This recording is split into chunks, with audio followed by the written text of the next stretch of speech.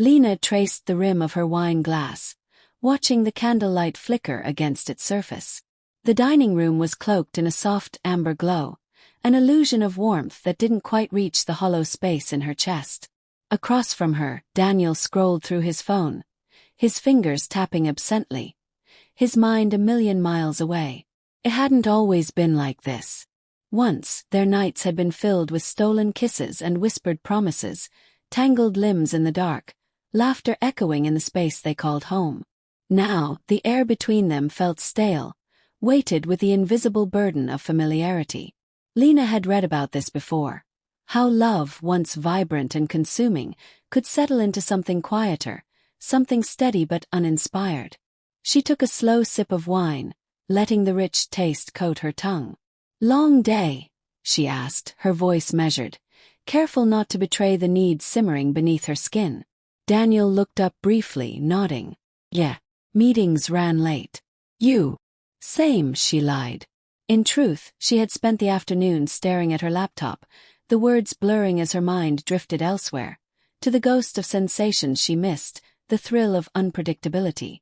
She had scrolled through old photos, tracing the contours of their younger selves, trying to pinpoint when exactly the fire had dulled to embers. She set her glass down. "Maybe we should take a weekend trip. Just us.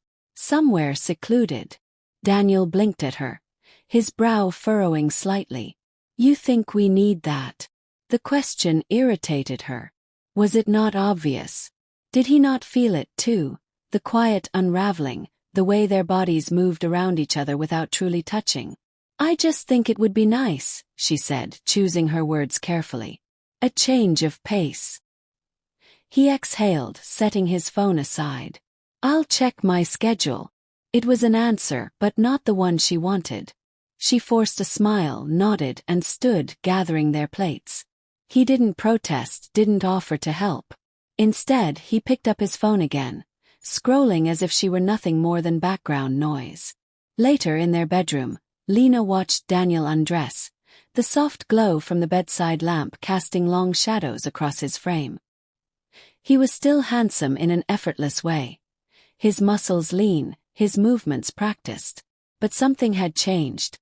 He was familiar, too familiar. The once exciting map of his body was now well-traveled territory. When he joined her in bed, he reached for her. His touch automatic, devoid of urgency. She let him pull her close, let herself melt against him, if only for a moment. But even as his lips found hers, even as their bodies aligned, her mind drifted. To what she didn't know. Something else. Something more. Then, in the midst of it, something unexpected happened. A slip, a moment of surprise. A pleasure so sharp and unfamiliar that it left her breathless. Her fingers clenched the sheets, her pulse roaring in her ears. And in that instant, something inside her stirred, something long buried beneath routine and expectation. She gasped, eyes fluttering open, her body awakening in ways she hadn't anticipated. Daniel, oblivious, continued, unaware of the sudden shift within her. Lena's mind raced. What was this feeling? Why did it ignite something so primal, so dangerous? And why, for the first time in years, did she feel truly alive? As Daniel fell asleep beside her, his breaths even and steady, Lena lay awake, staring at the ceiling, her heart thrumming in her chest. She knew then. This was only the beginning. The morning light filtered through the blinds, casting slanted beams across the bed. Lena lay still, her body tangled in the sheets, her thoughts a restless tide. Daniel's arm was draped over her waist, his breath steady, unaware of the storm within her. She turned carefully, watching him. His face, so familiar, held none of the urgency she craved. The night before had awakened something inside her, a hunger, a longing she couldn't shake. And yet, Daniel remained unchanged, as if nothing had happened, as if her world hadn't tilted on its axis. Slipping from beneath his arm, she padded to the bathroom, gripping the edge of the sink as she met her own reflection. Her cheeks were flushed, her lips swollen, but her eyes told a different story. Something new, something reckless, simmered beneath the surface. She turned on the shower, hoping the water would wash away the lingering ache, but it only amplified it. The memory of last night played in her mind, looping, teasing. It wasn't just about the act. It was about how it had made her feel. Alive, wanted, different. By the time she stepped out, Daniel was up, buttoning his shirt in the mirror. He caught her gaze through the reflection, offering a small smile. "Morning. Morning," she murmured, reaching for a towel. He walked over, pressing a light kiss to her temple. "I have a long day. But maybe dinner tonight. Just us." Something in her chest tightened.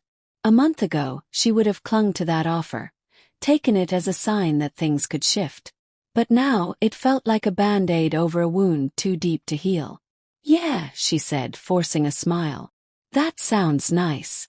As Daniel left, Lena leaned against the counter, her pulse uneven. A part of her wanted to hold on to what they had, to fix the fractures before they widened. But another part, a part she barely recognized, whispered that it was too late. And that terrified her more than anything. Lena sat in the dimly lit cafe, fingers wrapped around a cup of untouched coffee. The rain outside drummed a steady rhythm against the windows, mirroring the restless beat of her heart. She hadn't planned to be here, hadn't planned for anything beyond escaping the suffocating walls of her home. Then, as if conjured by her unspoken desires, he appeared. Mark. He slid into the seat across from her. His presence electric. Dark eyes studied her, seeing beyond the surface, beyond the polite smiles and careful words. "You look lost," he murmured. She swallowed, heat rising to her cheeks. "Do I?" He leaned in slightly, his voice smooth. "You've been staring at that coffee for 10 minutes. Lena exhaled, a soft laugh escaping before she could stop it.